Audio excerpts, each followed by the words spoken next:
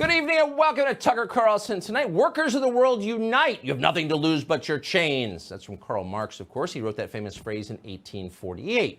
The weird thing is, it's pretty likely that Marx himself never met an actual worker. Wait a second. He didn't spend a decade in a cotton mill witnessing the oppression firsthand? No.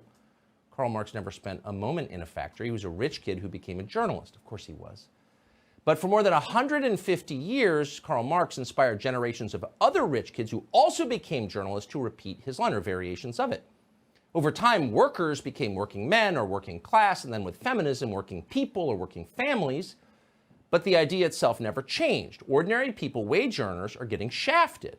So they've got to unite. They've got to come together for protection and for dignity. This was the idea, of course, behind the organized labor movement. And every Democratic president, from Andrew Jackson until now, has made the very same point over and over again. The noble people of Scranton, you hear it even today.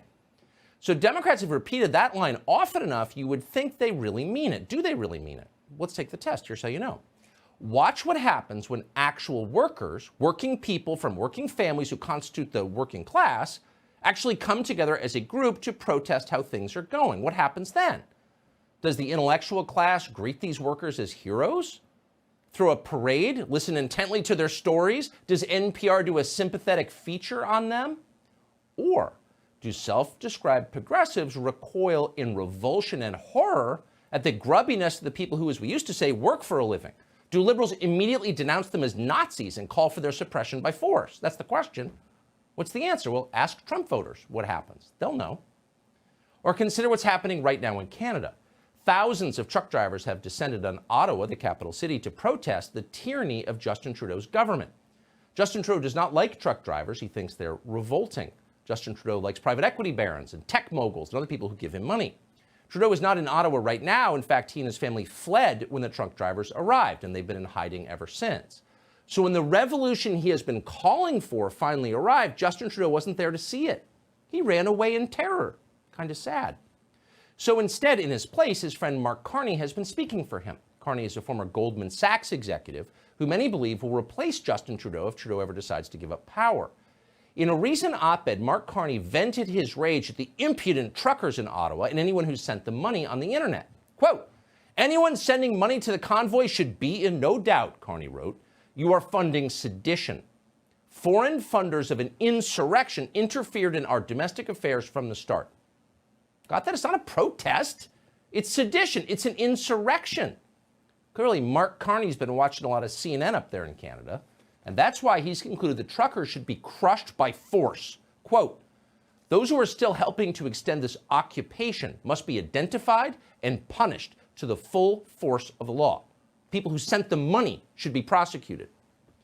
If they're not prosecuted," Mark Carney fears, quote, "the constant blaring of horns at all hours will bankrupt our businesses." Are you laughing yet? So the very same finance ghouls who cheered lockdowns for 2 solid years are now deeply concerned that small businesses might be hurt by the trucker protests. Hilarious. It'd be interesting, by the way, to poll small business owners in Ottawa to see what they think. How do they feel about the truckers? Somehow you know exactly what those results would be, but no one's doing that poll, of course. Instead, they found an easier way. Justin Trudeau has just ordered police to shut the whole thing down. How do you do that? How do you stop a truck protest? Simple. You seize their fuel. That's exactly what police in Canada are doing. Watch.